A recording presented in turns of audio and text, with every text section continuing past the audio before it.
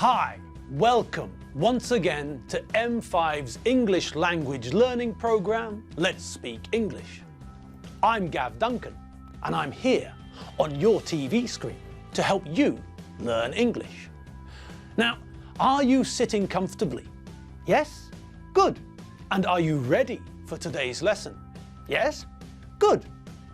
Okay, well, let's learn English together. And happy Easter to you all. Well now, it's the second day of the week, our special Easter week, and we're back in the studio. Yesterday, we talked about the fact that Easter has no fixed date. It's not like Christmas. Easter moves about the calendar every year. So today, we're going to start by looking at when Easter is and how we can work out when to celebrate Easter. Okay, now let's get stuck in to today's lesson with a few new words that we need to understand Easter. Okay, well, I looked on the internet and found the following sentences about Easter.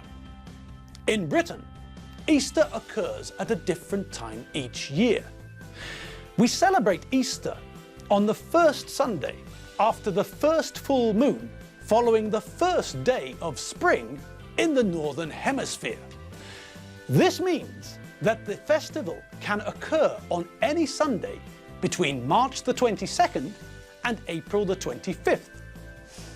Not only is Easter the end of the winter, it is also the end of Lent, traditionally a time of fasting in the Christian calendar. It is therefore often a time of fun and celebration.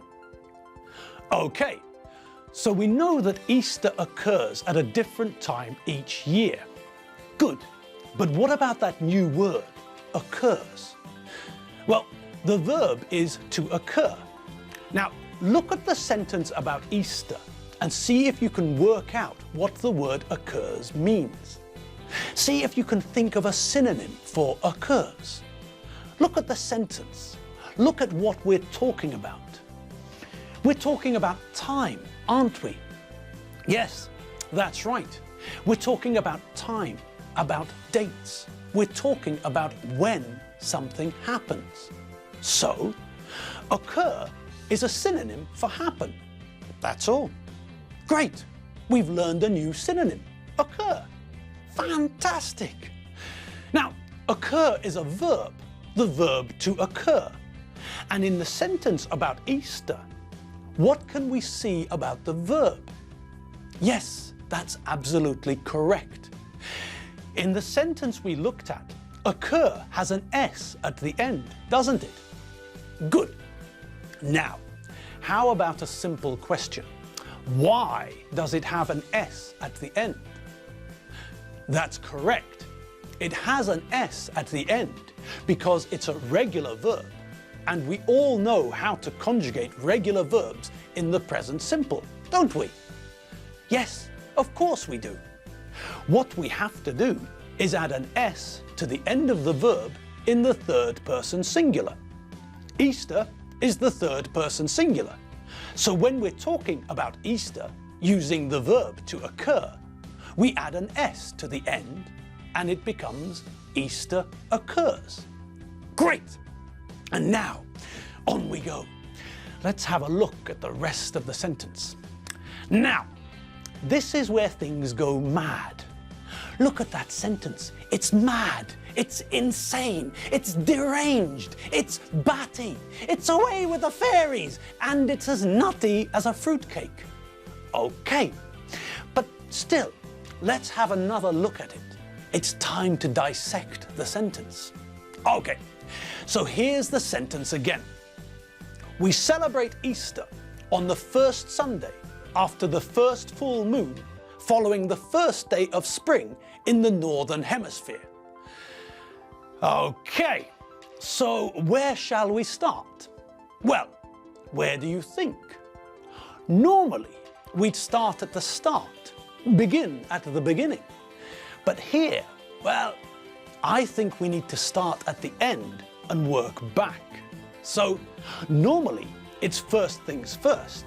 But now, here, with this balmy sentence, I think it'll be last things first. Okay, Northern Hemisphere. Great! What on earth is a hemisphere when it's at home? Well, a sphere is another word for a ball. A tennis ball is a sphere. A football is a sphere. A golf ball is a sphere. A rugby ball is not a sphere. A rugby ball is a prolate spheroid. This just means a squashed sphere, really. Okay, so we know that the correct geometric name for a ball is a sphere. Good. Now, think about where else we've heard the word sphere. Think about the planet Earth. Think about greenhouse gases. Think about rockets and space shuttles returning to Earth. Are there any bells ringing? Yes? Yes, that's right. Around the Earth, there is an atmosphere, isn't there? Now, what is the atmosphere? Well, it's just a collection of gases around the Earth. But it's got the word sphere in it because it forms a ball around the Earth. And the Earth is also a ball. The Earth is a sphere, which leads us back to the hemisphere. A hemisphere is half of a sphere.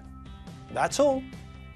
And what other word is in the crazy sentence we looked at? That's right, northern.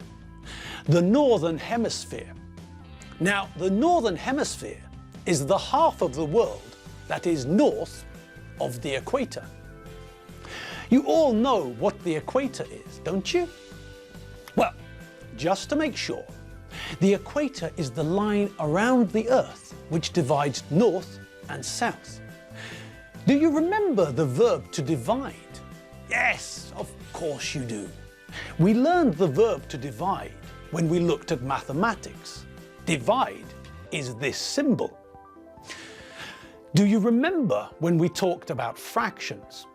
Well, when we talked about fractions, about numbers smaller than 1, we talked about two verbs we can use with fractions, to halve and to quarter.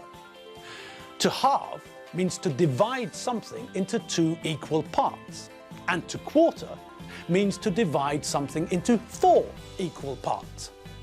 For example, 20 divided by 4 equals 5. 20 quartered is 5. 50 divided by 2 is 25.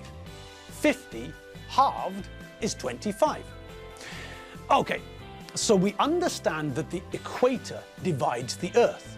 It creates two halves, the northern half and the southern half. Now, we're in Europe, and that means that we're in the northern hemisphere. Australia, on the other hand, is in the southern hemisphere. This means that when it's summer in Europe, it's winter in Australia. We're on opposite sides of the equator, so we have different weather at different times. When we celebrate Christmas in Europe, the weather is cold because it's winter. But when people in Australia celebrate Christmas, the weather is hot because for them it's summer. Okay, now back to the mad sentence. Now we know what the northern hemisphere is, and we know that we're in the northern hemisphere. Good. Now, what about the rest of the sentence? Well, the part of the sentence before the last bit is talking about the first day of spring. Okay, so when's the first day of spring? Well, let me just tell you what I found on the internet. This year, the first day of spring is going to be March the 20th. And don't ask me to explain why. I tried to figure it out. I tried to work it out. I tried to understand, and I got a headache and a nosebleed. So I don't think that it's really that important. Okay, let's just trust the people who know and say that the first day of spring is on the 20th of March this year. Okay, let's move on. We're in the final straight. This is the last part of the sentence. So, there are a few new words here that we need to look at. Well, we know the verb to follow, don't we? Yes, to follow means to come after.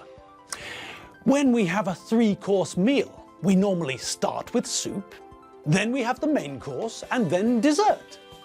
This means that the main course follows the soup. It comes after it, and dessert follows the main course. If I have a list of directions, then I follow them to get to my destination. When you buy a piece of furniture from Sweden, you have to follow the instructions to put it together. When James Bond is trying to find out where Mr. Big is hiding, he follows Mr. Big's personal assistant. When we make a sentence using will, we start with the subject, then follow the subject with will, and then follow will with an infinitive without to. Okay, so now, in our crazy sentence, we're talking about the first full moon, which follows the first day of spring. Okay, well, what's a full moon? A full moon is when the whole of the moon is illuminated, when we can see all of the moon. Okay, so this means what? Well, this means that we have to work out when the first full moon is after the first day of spring. And then, well, then it's easy. Then we know that the Sunday that follows, the next Sunday, that Sunday is Easter Sunday. Hooray! Okay, so let's just check that one last time. We start with the first day of spring. This year, it's March the 20th. Okay, then we have to figure out when the first full moon is after March the 20th, and then we have to identify the first Sunday. And that is Easter Sunday. Of course, it's much easier if we just look at the calendar. But, well, next year we'll just look at the calendar, okay? That's a much easier way to figure out when we need to celebrate Easter. Let someone else work it out, and then they can just tell us. Okay, so now we know how to work out when we have to celebrate Easter. But, come on, let's be honest. It's much, much, much easier to just look in a diary. Now, we're almost at the end of today's lesson, so we'll have to pick up the thread tomorrow. Tomorrow, we'll also learn some more things connected to Easter. And at some point, we have to compare how people celebrate, what they do at Easter in Britain and Hungary. 2 Christian countries, 1 religious festival, but we do things differently. Okay then, that's our 15 minutes for the day, and we're out of time. Okay, I'll see you all tomorrow. Same time, same place. And until then, well, enjoy yourselves. Eat some ham or an egg, or eat a chocolate Easter egg. And if you need more English, you all know where to head to, don't you? That's correct. Get onto the internet and put www.m5tv.hu into the address bar of your browser. Then, all you have to do is find Szólalj meg. You can either find it by looking in the list of TV programs. They're all there in alphabetical order from A to Z. Or you can type Szólalj meg into the little search box at the top of the page and then press enter. When you find us, you can watch all of our lessons and check out all of the most important vocabulary. Okay, I'm off, but I'll see you tomorrow. Just remember, I'm Gav Duncan, not Master Ken, and I'm taller than Jean-Claude Van Damme and that funny green bloke, Yoda. Okay, I'll see you all later. Have fun. Bye.